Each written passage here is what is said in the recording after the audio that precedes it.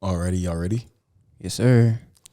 All right, so we're going to begin today's podcast with a game. This game is called What Would You Do? Where I'm going to give you scenarios and you just got to tell me what would you do in this scenario. Okay. So the first one is you're at lunch with a coworker or a friend and they're telling you a story. They get a little too close. They spit all over your food and their breath stank. Like stank. Bro, what, bro? What would you do? I'm going to look them in the eye and I'm going to say, be for real. Then I'm going to offer them a stick of gum and then we're not eating lunch together ever again. Yeah, and then when they say thank you for the piece of gum, I'm going to say no, thank you. That's crazy. All right, scenario 2. Someone borrows a personal item, such as a phone charger, from you, and instead of returning it back, they keep making up reasons to hold on to it. Bro, at that point, it's not even that serious, bro. Just keep it. Like, I'm never giving you anything again. I'm just giving you another one because that's just petty, bro. Don't ever let anything go missing that's yours in my house ever again. You're not getting it back. I need my charger. Yeah, I feel like at that point, if someone takes something, they don't give it back. That just like sets the tone for like if I'm gonna let you borrow something else again. So that's really a trust thing at that point. That's what I'm saying, bro. Like, why are you making excuses? Bro, it's just a phone charger, bro. You got 2 of them. So, bro. Like, you got 3 now. You just took mine. Like, why are you making up excuses to keep my charger? Exactly. Oh, bro, I forgot, bro. It's still plugged up in the wall, bro. I was in a rush. You was in a rush for 5 weeks? Right. Like I'll get it back to you tomorrow. How about today? Tomorrow is today. Right now. In fact, I put blue tape around my charger, my block. So if somebody ever tries to borrow it, I'm going to know. Like, why you got tape on your charger? That's mine. Smart. Yeah. I be customizing my stuff too for real like that. Like I know you don't have that scratch on your charger. That's crazy. Intentionally put that J scratch right there. Smart though. All right. Scenario 3. You're in a conversation with someone and they keep interrupting you. What do you do in that scenario? At that point, I just stopped talking. Yeah. I feel like that's a hard situation because I feel like that happens often. But yeah, like, sometimes I just like let them finish their point. Like, all right, you finish your point, make sure they get it all out, and then I try. But if they keep interrupting me, I feel like I shut down, honestly. Another scenario. What if it's the opposite way around? Like that person that's talking just talks forever and ever, and they don't let you talk. At some point, you got to interrupt them and cut them off. At that point, right? Yeah. I just let them talk and then I leave. Yeah. Because, like, clearly you didn't want to ask me. Like, some people call me, bro, and I literally just sit there, hop on the game and play. They have a one-sided conversation. Like, I don't know why they wanted to call me, but, like, I mean, I'm not focused anyway, so it don't really matter. But He said, I'm on the game. yeah, I'm on the game. You talking to nobody. That's Basically. actually crazy. I was talking to a friend and she was complaining to me because she's like, one of my friends just called me and all she did was talk about herself the entire time. She didn't ask me any questions about herself. She just talked. And then when she stopped talking about herself, we sat in silence because she didn't want to ask her the questions. And I feel like relationships, friendships, they have to be two-sided in terms of it needs to be both of y'all interested in each other, not you, just you interested in you. I legitimately cannot fathom why people don't ask questions back. Like, to only talk about yourself. Some people don't realize they only talk about themselves, but to me, that's still crazy. Like, do you not care at all about the other person you're engaging in conversation with? Like, a dialogue requires 2 people. So why are you not asking questions back? It's weird. But wasn't it like, what's that study? Most people think it was a great conversation if they spoke 70% of the time. And if I asked you about yourself, that's one thing. But for you to just tell me about yourself without really, you know or we're having a conversation and I'm talking about myself and it's like very personal and you're bringing it back to you every single time. Like, oh yeah, whatever. Like, well, what I went through yesterday is just like, dang. I feel like you don't care about me for real then. Some people try to do that in a means to relate, but it is annoying. I see what you're saying, though. There's like the side of, oh, I'm trying to relate to that person, and there's a side of, I'm just making it about me, and like understanding the difference is kind of hard. Exactly. That's why I say, like, you need to read the room sometimes, because sometimes you just need to listen to someone else. Sometimes, you know, you don't need to just talk about yourself. So it has to be two-sided, I feel like. Ooh, that's interesting. Sounds like we're getting a little serious, so let's go ahead and hop into this podcast. I want to say welcome to the I Found a Friend podcast. Sorry. Keep going. All right. Where we're your friend helping you navigate life's journeys. It's your host, Eric Diggs. Jordan Diggs. Jonathan Diggs, y'all. And today we're going to be talking about relational boundaries. Also not laughing at people midway through the intro. My bad, dude. Did I just cross your boundary by doing that? As a podcast host, she did cross that boundary because we just discussed this boundary before this podcast started. Oh, That's word, true. we did. All right, I feel like that like leads into my first question. Like, Okay, we're talking about boundaries, so we'll get into like what are boundaries and why you should set them. But like, I want to start off with like, if someone crosses a boundary, how do you address that? What do you do? Because I feel like it can be awkward. You know, it can be very intimidating to address boundaries. So like, what are y'all's approaches to setting boundaries and then like addressing when someone crosses them?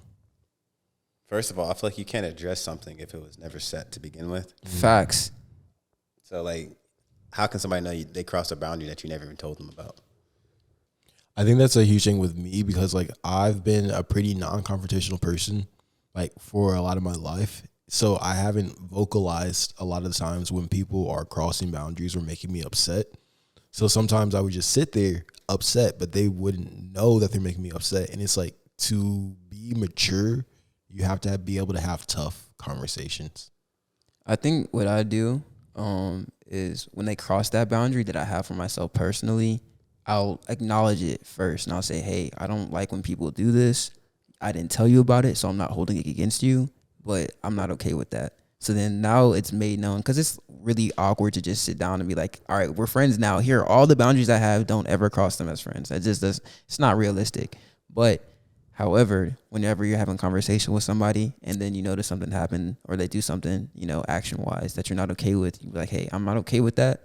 You know, you don't have to be weird about it. You just say it how it is. It doesn't have to be something that, but like we get afraid of stepping on other people's toes, even though they're the one that just crossed our boundary. That's really interesting. But I just make it known once that line is crossed for the first time, but I don't hold anything. Like there's no weight behind it. I'm like, hey, I'm not cool with that. Don't do that again. Yeah. And honestly, their response to you setting your boundary like tells you if you should be their friend or not. Because if they like overreact like, oh, well, I didn't mean that, then that's like not a mature person. They're not able to communicate with you in a healthy way. Like setting boundaries doesn't have to be anything that's intense or like mean or, it can be something like a conversation with people. Normalize communicating with each other. Like you said, you got to let them know that they cross your boundaries. And then at the same time, you got to be able to see from their perspective. Like somebody's boundaries does not necessarily have to align with your personal boundaries. You can't tell somebody, oh, it's not that bad because you don't think it's that bad when they just told you they didn't like that. At the same time, you got to tell somebody when you don't like something, because other than that, how are they going to know? Exactly. And I feel like that even goes back to like even like being able to tell people what your boundaries are or knowing your boundaries, right? Like you have to know yourself and know what you will allow and what you won't allow. Know what values you stick to and what, things, Does that make sense? I don't know if I'm making sense. Okay. Let's break this down then. So when you say boundaries, like what do you mean boundaries? Like what boundaries? So let's start with just like platonic friendships. Like what kinds of boundaries would be in a platonic, relationship? One thing that I do is like, yeah, we can joke around, but there gets a certain point where like jokes aren't jokes anymore. And it doesn't need to be like you always criticizing me and saying judgmental comments to me. I feel like that's crossing my boundaries. If every time I'm around you, you have something negative to say to me.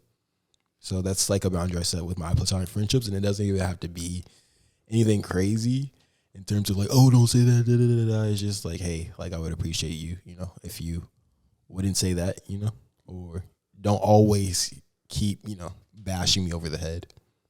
One boundary that I've set is like not letting people call me out of my name. Like even if we're joking, it's like sometimes it's a joke and you like it's mutual and you understand that, but sometimes like Jordan said, like it might not be a joke or something like that, or it's just like it's something disrespectful regardless of if you're joking or not. So I'm like, hey, because I'm not calling you this, don't call me that, and we're fine, we're good to go. But I think a big boundary that a lot of people miss out on as friends is just like understanding your access and availability and the ability to say no. We always make it such a big deal to have an excuse or have a reason to say no to certain things. But in truth, not everybody is entitled to access to you 24/7. And you saying no because you simply don't want to is fine. They're like, hey, do you want to come out tonight? No. Why? Because I don't want to. It doesn't have to be, oh, I'm busy or, oh, I'm not feeling well. Like you should be okay saying no, and your friends should respect that and not have to feel like you're avoiding them, or there's something wrong behind the reason that you said no, other than you not wanting to. It's like, I just don't want to hang out tonight. That's it. It's not deep. But even based off of that, like, I feel like for my friends and my friendships, I don't need you to text me 24/7. That's huge. I don't need you to call me every single day. Unless you're in my inner circle, you don't have that right. A lot of people not in the inner circle, but they want constant access, or they feel like they're owed that communication. Oh, you didn't text me back today. You wasn't talking about anything, and I didn't feel like texting you back. If you're not, some people just text just to text. There's nothing going on. They're not trying to communicate a point. Hang out. They're just trying to, not even to hang out. Sometimes people just talk to you just to be like, for you to be their personal trash can. Yeah. Talk to them. And I don't want to be your personal trash can because I'm not carrying the world's burdens. Yeah, I feel like that's huge in terms of just like even knowing your worth. Like that's why, like, you're valuable, your time's valuable, and that's why people can't just have access to you 24/7. Like we're all doing stuff with our lives. We got things we want to accomplish. So like sometimes like it is tough to say, but like if you're not really like bringing any value into my life, sometimes I won't have time to just sit and listen to you gossip to me about something that has nothing pertaining to my life, And I think Eric was trying to say like it distinguishes between if you're close to someone versus if you're like, you're mutuals, y'all are not really that close, because like I give more grace to people I'm closer with per se, because like I'm their emotional support system and they're my emotional support system. But if we're not necessarily that to each other, then I don't need to be hearing, 2-hour rants about what's going on in your day, honestly. And boundaries aren't necessarily to be like, oh, this person's bad, I don't want them, around me. Boundaries are more so about, like Jordan said, respect and protecting your mental space. That can also come with setting boundaries on yourself too. So, making sure that you are off your phone or not working at a certain time so that you actually give your body and your mind time to relax and time to unwind. But it's important to have boundaries in place just in general, regardless of like the relationship or within yourself, so that you're navigating life, navigating your personal, your personal life, your daily life the way that you need to, so that you're functioning as a human being that's respectable, that's, respecting others. So it's just important to have boundaries in general, because it's a respect thing, and it's a way to maintain a certain level of life, certain mental space. Let's talk about it. Let's talk about personal boundaries now. So we're moving on, talked a little bit about the platonic relationships, but now you're getting into, you need boundaries, not just in your relationships, but personally. Platonic. Thank you. I got people that, guys, it's platonic. It's platonic. Just for anyone who's curious on how you say that word, but anyways. Sorry, I had to say it, bro. I'm sorry. Somebody's going to bring it up. Thank you in the for being comments. direct and correcting me. I appreciate that. Yes, for setting boundaries with yourself, I think that's huge, because like that's a lot of things I do. You got to set boundaries with yourself in so many aspects of life, like money. How much money am I going to spend? And I think that's huge for us right now, because we're in our early 20s. We have money coming in. We have all these different opportunities to spend our money, but we're like, we want to build and invest in our future. So like, how much am I allowing myself to spend right now? I think another one is making a boundary, or just making it okay to take care of you, to have just personal time. Somebody looked at me the other day and it's like, man, like, have you ever just taken a trip by yourself and just, went out to eat by yourself? I was like, man, it's been a minute since I've done something like that. It's like, yeah, you just need to go somewhere by yourself and just enjoy yourself for a little bit. I feel like a lot of times you just get so caught up in life and you're saying yes and taking care of everybody else, but you don't take care of yourself in the process. But you got to make time for you. And that's a boundary you have to set for yourself, because you got to allow yourself to do that. Mm-hmm. I remember when I was in college and y'all were away, that was something that I learned, to just enjoy being by myself, because like I talked about it a little bit, but there's a lot I also didn't talk about that I went through during that time where I was like going through a rough time my freshman year. Mm-hmm. But because I didn't have friends, I was able to see what I actually like doing, and I was able to actually, enjoy like being alone. I understood how to be alone and be okay. And so one thing I started doing a lot was going out to eat by myself or going to movies. So like Eric, he'd be like, hey, you keep on seeing movies without me. I'm like, bro, like it's nothing personal, but if I want to go do something, if I want to see something, I'm going to go do it. Mm-hmm. So like I know what I enjoy doing, and I don't need anybody else to be there for me to enjoy doing it, and I'm going to do it. And I think that's fire because I put it on my story one time. I was like, have y'all ever gone out to eat by yourself? A lot of people are scared to. It's like you go out to eat by yourself and that thought of, are people going to judge me? Are people thinking that I'm alone? When you go out to eat, that's not your immediate thought. It's like they're probably just eating their food. But like you get all these, social anxiety thoughts that are like, oh, people are going to look at me weird or I'm being judged, blah, blah, blah, blah. Like, trust me, go out to eat by yourself. You're fine. No one's going to do anything to you. This is leading into like another conversation, but I just saw a TikTok the other day and it was someone was saying like, be comfortable with being uncomfortable. So he forced himself to do like one uncomfortable thing for 100 days straight, like, embarrass himself in front of people or like, talk to strangers. And what he realized is that like people don't care about you as much as you think they care about you. So like get comfortable being uncomfortable. I mean, everybody's caught up in their own world. So I'm too busy thinking about me. So think about like what you just said, John and Jordan. Like you at the restaurant, you eat by yourself, and you thinking in your head like, are they gonna think of this about me? Or are they gonna say this about my shirt? Are they gonna say I'm lonely, this or that?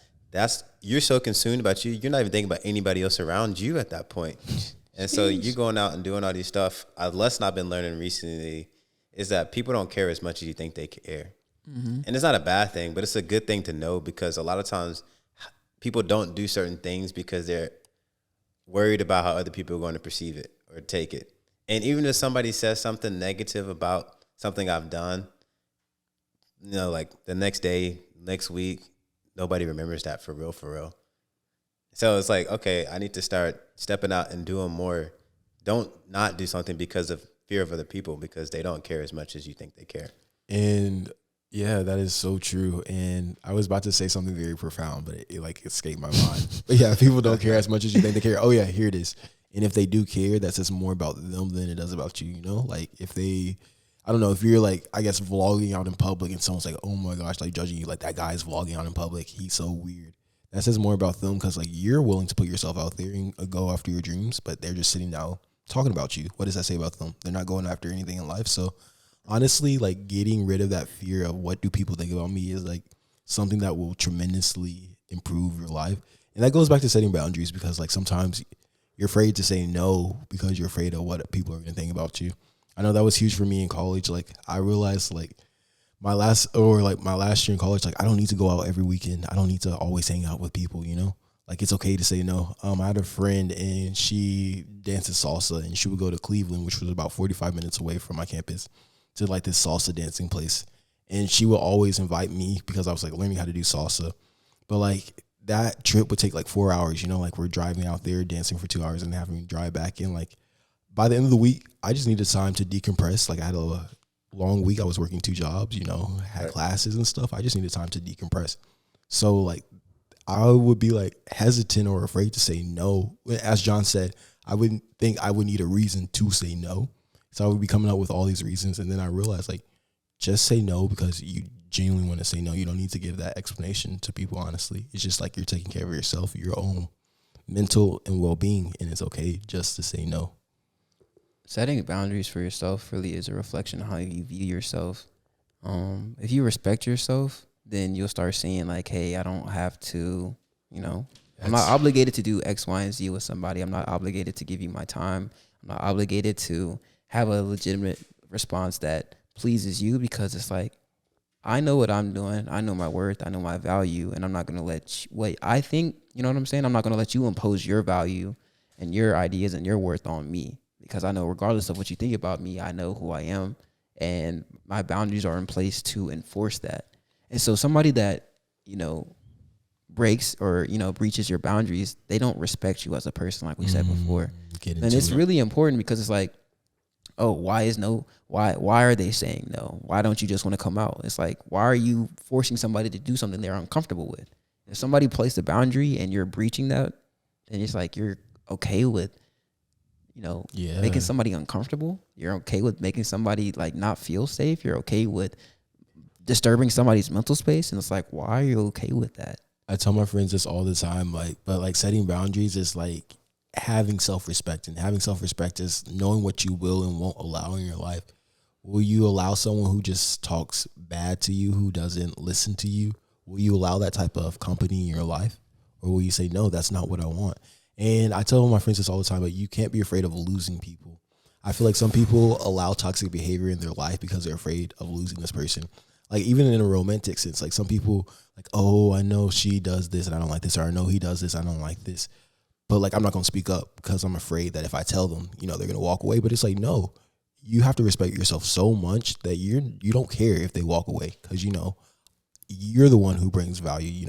You're the one in like the prize in the relationship per se. So I had went through a phase where like there was this person that I was attracted, like I had like a slight little crush on, and she never texted me for real. And so I had to start respecting myself to not reply to a text or to just cut it off. Like you said, like I can't be afraid to lose somebody, even if I like them or even if there's romantic attraction, because at the end of the day, if you don't value my time, then that's just a reflection on how you view me. So if I'm subjugating myself to you not valuing my time, then that means I don't value my time either. And when I'm sorry, you're gonna get. But like when you respect yourself, that like I don't know, it like comes off of you, and other people will respect you more when they see that you have a certain level of respect for yourself. You hold yourself in a certain way.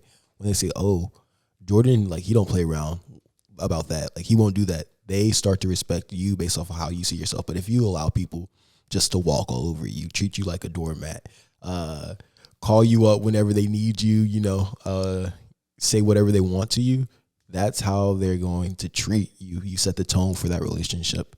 And it's hard to rewrite who you are in people's mind, honestly. So I believe setting the tone in a relationship early. Start out like saying no early. Just say no because, you just want them to know, hey, I'm not just going to do everything that you want me to do. Eric, we're talking about relationships. What are some non-platonic or some romantic boundaries that you've had to set? I think the biggest one is not losing yourself in the relationship. I feel like a lot of times it's easy to get into a relationship and lose your individuality. And so who you are becomes twisted up into who the other person is, which makes it hard to set those boundaries or have that respect for yourself or to make time for yourself when needed be. A lot of times if you're tying yourself into who that person is and you and that person become one and the same too early, you can start allowing yourself to put up with things that you shouldn't be putting up with, right? You can start slipping in other areas, like you have other things to do outside of the relationship, but you're spending all your time with that person because you're so afraid of losing them. The crazy thing is, like, the more time you spend with somebody, they kind of get tired of it. They start taking it for granted. It's like when you create the boundary, you actually enhance the time that you guys spend together because now it's something that's valued. Now it's something that both people appreciate because it's not just a guarantee that you're going to get that all the time, right? And so it's like having a balance and maintaining your individuality, allowing yourself to grow, allowing the other person to grow. A lot of times people get in relationships and people start changing from who they were at the beginning.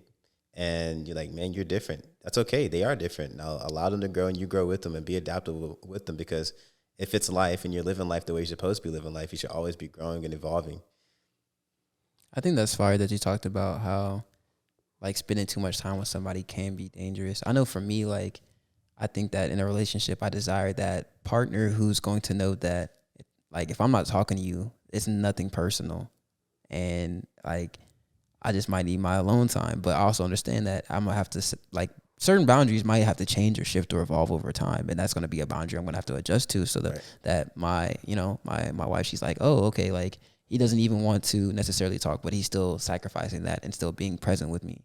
But we date to marry, right? It's important to understand that even if we date to marry, those boundaries before marriage are very vital, because truthfully, you're single until you're married. If you really want to think about it, like from a biblical standpoint, like, there is no dating or whatever, and they talk about that a lot. So like having those boundaries as a single person to make sure that you're not attaching your identity to somebody that you're not even locked in with for real is important. I was gonna say, like, make sure that when you set those boundaries, like, you actually articulate those boundaries. Like, don't not talk to somebody for a day or two and be like, yeah, I was just like set my boundaries. Like, tell them that, like, yeah, I just need my time. Like, my personal time is nothing personal. I still love you, but I got to take care of some stuff, and I know that if I'm spending time with you, like, it kind of distracts me for the season. But if there's balance and discipline within a relationship, then it's better for both of us involved. But don't just start doing things and then get mad when the other person is like, why are you not talking to me? Why are you doing this and that when you haven't communicated that? That's huge. Yeah. To speak on kind of what both of y'all are saying, I just saw this TikTok and this girl was interested in this guy. They had been hanging out a lot, so she wanted him to date her. And she had that conversation with him. She's like, yeah, I want us to be, dating. And he's like, I don't want to date you. So what she did was she's like, okay, then if you want me to be your friend, I'm going to treat this like a friendship, And that's like her setting her boundaries. She's like, you don't get to have the benefits of dating and we're not dating.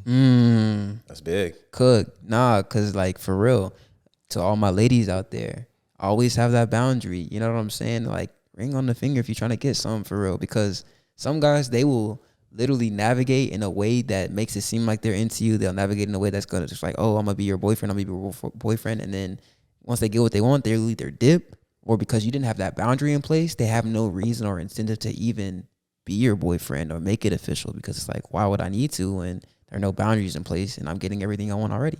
Yeah. That's vital, bro. That's big. So yeah, and like to finish the story, so like what she stopped doing, she's like, yeah, I didn't call him at nighttime, like staying up like 5 hours talking to him. He like lost that privilege, and like about a week later he like noticed to switch up and he decided to date her, and now they're married to this day. But like she knew her worth and she knew her value, and I think that's like what boundaries are: knowing your worth, knowing your value, and not letting anyone treat you otherwise. And sometimes you never know what you had until it's gone. It's so true. And so if you know who you are and you're comfortable with yourself and you're able to make those decisions, sometimes it can allow the other person to open up their eyes a little bit, because sometimes people just don't know.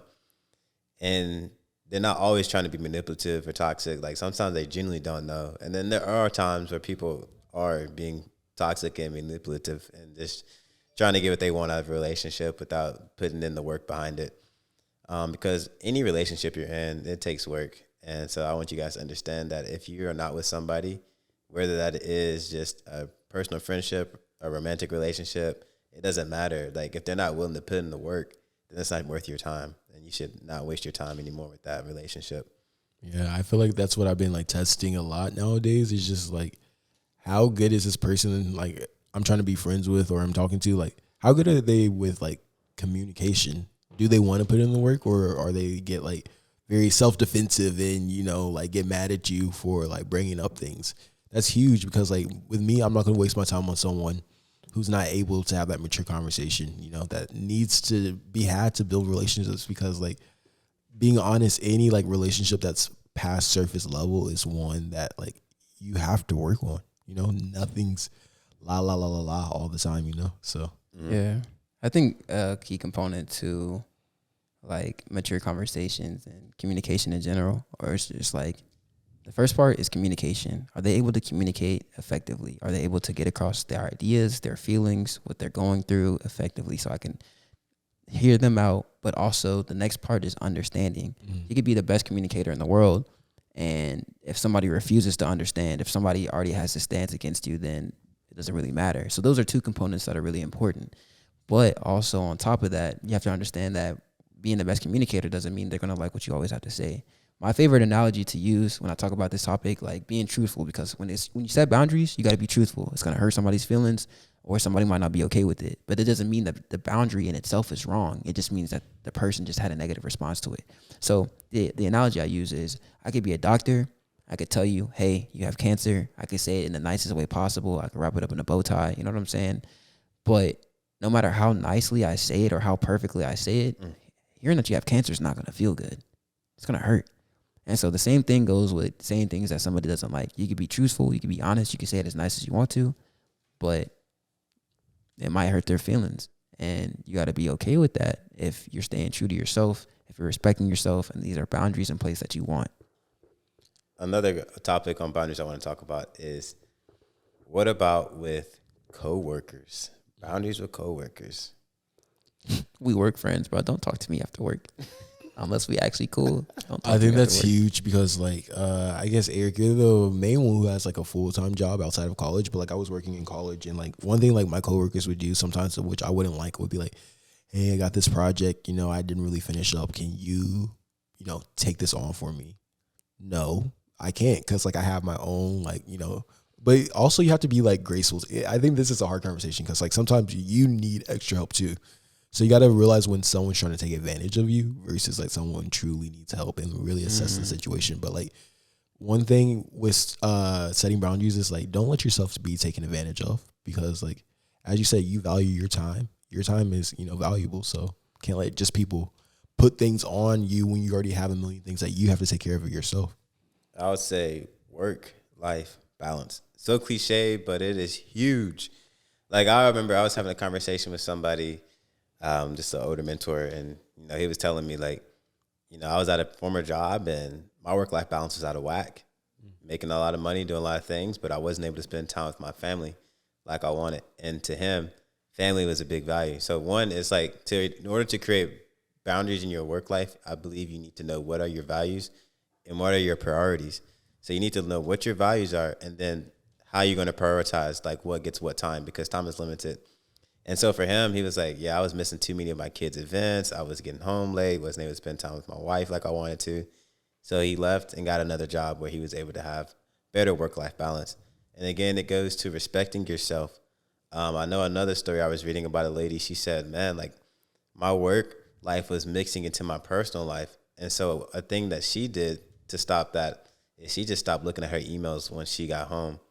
A lot of times, like, you got the email app on your phone, and it's really easy, like, oh, dang, they send the email, I need to respond right away. Nope, that email is going to be there in the morning. When I get there in the morning, I'll check my email in the morning. But when I'm at home, it's time for me to spend time on my personal life and what I enjoy doing personally outside of work. When I'm at work, you have my full attention, like you have my full efforts when I'm there. But I have to have work, life, and balance. And then sometimes you need to take time off to recuperate and take care of the mental and just enjoy life. But yeah, work-life balance.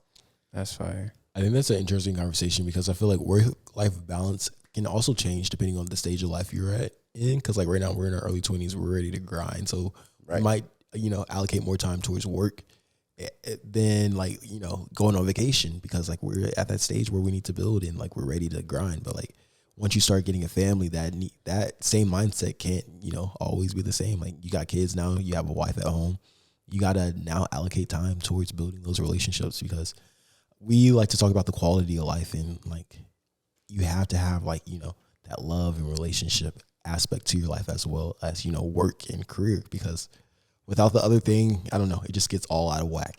Yeah, for sure. Another area of boundaries I want to talk about is like social media boundaries. How do we set that? Because like, we're content creators and people want to know all about our lives or all of that. So how do you guys set boundaries with social media? For me personally, it's interesting because I'm a producer, so I try not to consume as much as possible. The only time I'm trying to consume is when I'm trying to do research and I'm trying to get inspiration. But I don't like being on social media more than I have to. And when I find myself being on social media a lot more, I talk about it a lot. Like there's these settings that you can have on an iPhone where you can put a downtime, which means your phone shuts off. And honestly, it's really annoying because I can't send voice messages after 10. I got to fix that. But when it comes to social media, I can't be on social media after 10 o'clock, or I have another setting in my iPhone where I can't use social media for more than X amount of time. I think it's like 4 or 6 hours. Regardless, whatever is okay for you to be on social media that you feel like is the amount of time that you can be on social media without feeling like you were unproductive or you wasted that time. Set those in place. Monitor how much time you're spending on social media. Once again, I know iPhones tell you like your screen time. And so putting boundaries in place don't always feel good. So you might have to put boundaries once again on yourself so that you're not doing things that you want to spend time doing. It's so easy to pick up your phone, scroll through social media, then like, oh shoot, I just spent 2 hours on my phone. And that might have felt fun, but then you realize there are other things that you need to do that didn't get done. So put boundaries in place whenever you know that, like me, myself, discipline be out the window sometimes. I need help. I need accountability. So I have my brothers help me with that. For sure. Another thing I want to say about social media is like separate your public life from your private life. Like I vlog my life, so sometimes it feels like blurred, but like honestly, you should have things that not the whole world knows, because that's like between you and your family, or like having privacy. And like I feel like a lot of people get overwhelmed by being content creators or producing on social media because they feel like their like private life is just like bleeding into it. But like no, like some things are just meant for you to enjoy by yourself. Like if you're watching a movie with the fam or having a family game night, it doesn't always need to be, put on blast for the whole world to see. So it's just like understanding what those boundaries look like in your life. And yeah, another thing, like I think about like just like the difference between keeping your public life and private life separate is like celebrities, bro. Like, you have these clips in paparazzi, and you literally see videos documenting a celebrity's whole dating history. Oh yeah, back then they were dating this and such person, and then they dated such and such person for a little bit. Then they broke up because of this and that. I'm like, their whole life is on blast, and I feel like it's easy to get caught up in that. Like, one, consuming it, but two, you chasing that, and you don't even realize like you're violating their boundaries, and you don't even care because it's entertaining.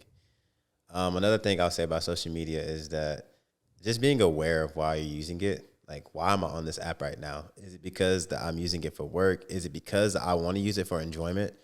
Like, if just me allowing myself to mentally make a note of why I'm on the app makes it so much easier for me to use it usefully. Because if I am just on it just to have fun and not really care about it, then yeah, I can scroll for a little bit. But if I got stuff to do and I'm just procrastinating and I'm mindlessly scrolling, now it's an issue.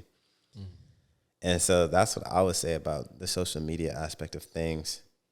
But something else, speaking of, this is not really social media, but this is just AI. So I asked Bard about different examples of ways to set healthy boundaries. And for those of you guys who don't know what Bard is, it is Google's new version of ChatGPT. So it's like a search engine, and it's super powerful and it's super up to date and relevant in terms of what's currently happening online. Yeah, so this is really crazy. It says, here are some additional tips for setting healthy boundaries in relationships. Be clear and direct about what you expect from others. Be willing to say no to requests that you don't feel comfortable with. Set limits on how much time and energy you're willing to give to others. Don't be afraid to ask for help when you need it. Remember that you have the right to set boundaries and that your needs are important. Setting healthy boundaries can be challenging, but is essential for maintaining healthy relationships. By following these tips, you can learn to set boundaries that protect your physical and emotional well-being. Shout out Bard. Shout out Bard. That is huge, especially like the time and energy because I was talking to a friend the other day and she was saying that like she's an extroverted person. Sorry. She's an extroverted person, and by the end of the day, like her social battery is drained. So like really knowing like how to set that boundary. But with that said, I appreciate you guys for joining us with I Found a Friend podcast. If he was looking for a friend, you found one.